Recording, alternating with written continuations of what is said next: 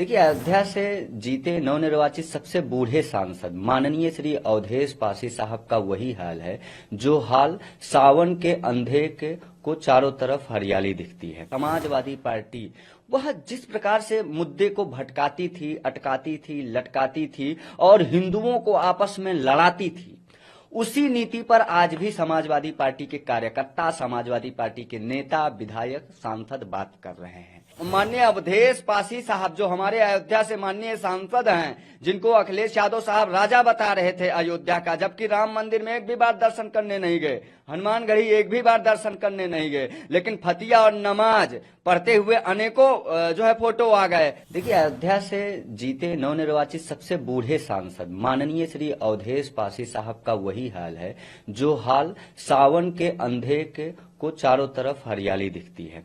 अब चूंकि अवधेश प्रसाद पासी साहब का जो पार्टी है, समाजवादी पार्टी, वह जिस प्रकार से मुद्दे को भटकाती थी, अटकाती थी, लटकाती थी और हिंदुओं को आपस में लड़ाती थी, उसी नीति पर आज भी समाजवादी पार्टी के कार्यकर्ता, समाजवादी पार्टी के नेता, विधायक, सांसद बात कर रहे हैं।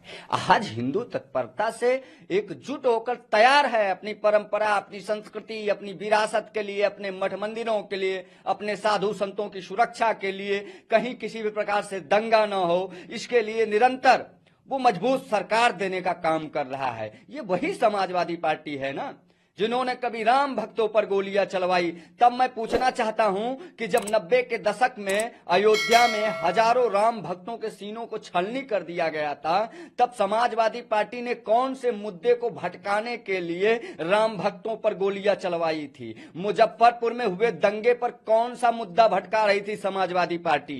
क्या एक तुष्टीकरण की राजनीति इनके मन मंदिर में बैठ गया है क्या? और जब माननीय अवधेश पासी साहब जो हमारे अयोध्या से माननीय सांसद हैं, जिनको अखिलेश यादव साहब राजा बता रहे थे अयोध्या का, जबकि राम मंदिर में एक भी बार दर्शन करने नहीं गए, हनुमानगढ़ी एक भी बार दर्शन करने नहीं गए, लेकिन फतिया और नमाज पढ़ते हुए अनेकों जो है फोटो आ गए, तब ये कौन सा मुद्दा भटका रहे थे? क्या जो सामाजिक सौहार्द है उसकी स्थापना करके बांग्लादेश में दंगा करवा रहे थे? ये वही लोग हैं जो स्वयं मुद्दे से भटकाने का कार्य स्वतः ही करते हैं और आरोप प्रत्यारोप दूसरे पर थोपते हैं। आज देखिए, गत भारतीय जनता पार्टी के नेतृत्व में जिस प्रकार से किसान, जवान, नौजवान, शिक्षक, विद्यार्थी, हर वर्ग के लोगों को प्रयास किया जा रहा है कि कैसे उनको सहयोग राशि प्रदान करके, कैसे उनको किसी प्रकार से बल प्रदान करके उनकी आत्मनिर्भरता को आगे बढ़ाया जाए। आज किसानों के लिए जो कार्य माननीय प्रधानमंत्री जी कर रहे हैं सहयोग राशि देकर, मैं मानता हूं ऐतिहासिक काम है। और रही बात संभल में बावड़ी का निकलना, हरिहर मंदिर का निकलना, उसके बाद अनेकों मंदिर, फिर अभी चाहे संभल में जो शिव मंदिर, हनुमान मंदिर निकला हो, यह क्या किसी मुद्दे को भटकाने के लिए कार्य किया जा रहा है? जी नहीं, बिल्कुल नहीं। भारत का 125 करोड़ हिंदू प्रतिबद्ध है अपनी विरासत के लिए, अपनी जो है परंपरा, अपनी संस्कृति के लिए, अपने मठ मंदिरों के लिए।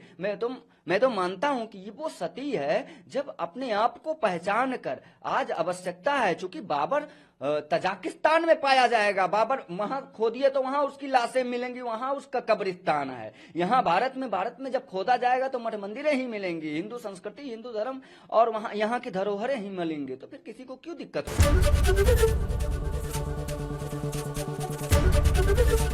एबीपी गंगा, खबर आपकी, जुबान आपकी।